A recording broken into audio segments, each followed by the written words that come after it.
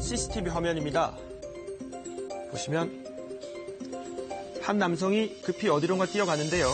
지난 14일에 있었던 서울 강서구의 PC방 살인사건 피의자, 조금 전에 신상 공개가 결정된 29살 김성수입니다. 사건 발생 일주일이 지났지만 국민들의 분노는 사그라들지 않고 오히려 커져가고 있는데요. 피의자 김성수의 엄중 처벌을 촉구하는 청와대 청원에는 홈페이지 개설 이래 최다인 80만 명이 넘게 동의했습니다. 지금부터 현장으로 가보겠습니다. PC방 살인 사건이 일어났던 현장은 주말 새 국화꽃이 수북히 쌓였습니다. 피해자의 안타까운 죽음에 시민들의 추모 발길이 이어지고 있는데요. 추모하는 이제 애도하는 마음으로 갔다 갔을 거라고 생각하고 있습니다. PC방과 이웃한 상인들은 사건 일주일이 지나도록 충격이 가시지 않는 모습이었습니다.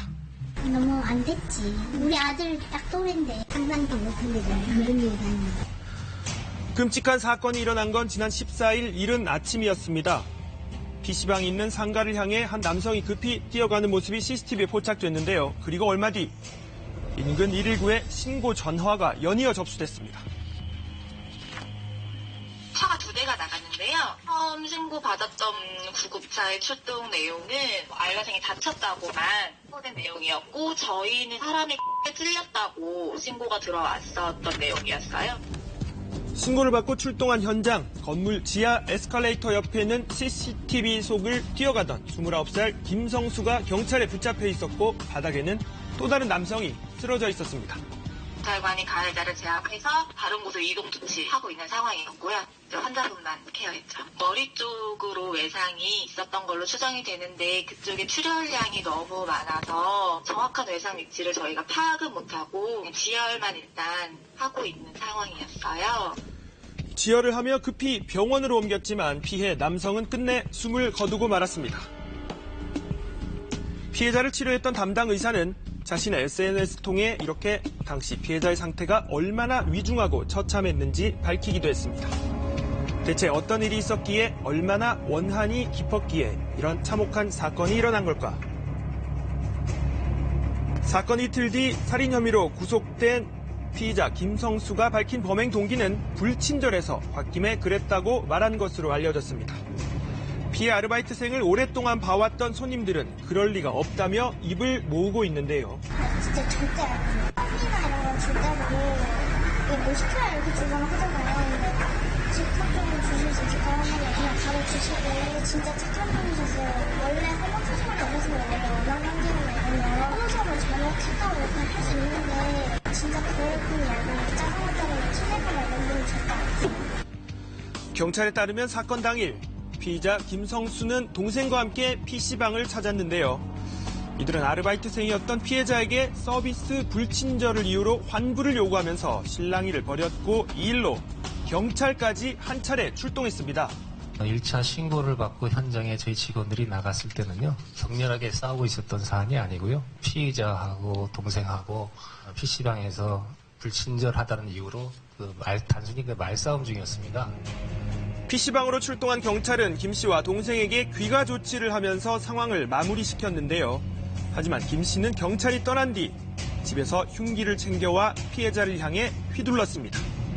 이 과정을 놓고 경찰의 초동 대응과 김 씨 동생의 역할 등에 대해 문제점과 의혹이 제기되기도 했는데요.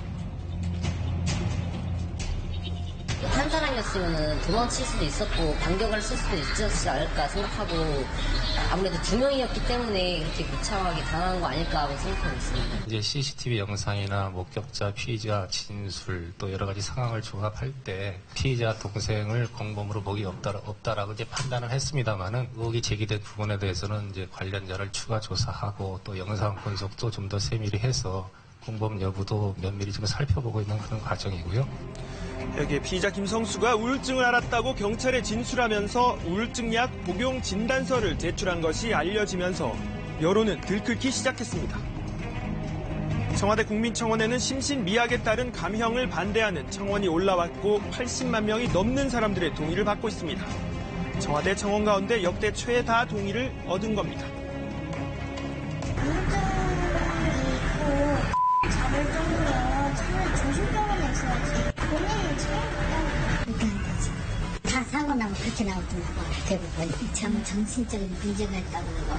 근데 그건 아니야. 어떤 이유로든 간에 그런 사람은 그 피해자가 이미 죽었지만 억울하지 않게 가해자한테 최대한의 처벌이 이루어졌었으면 합니다.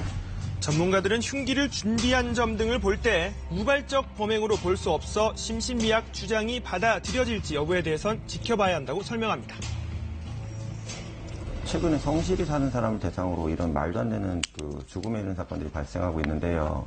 법원에서도 뭐 심신미약이나 뭐 주변 환경이 어려워서 이런 가해자의 상황을 봐주기보다는 피해자가 진짜 돌발적으로 사망하는 상황이 얼마나 가족들한테 허망한가를 감정적으로 대입해서 판결을 내려줬으면 하는 게. 잠시 뒤 얼굴이 공개될 피의자 김성수는 법원으로부터 감정 유치 영장을 받고 오늘 충남 공주의 치료 감호소로 이송돼 심신 미약 여부를 가리기 위해 길게는 한 달 동안 정신 감정을 받게 됩니다.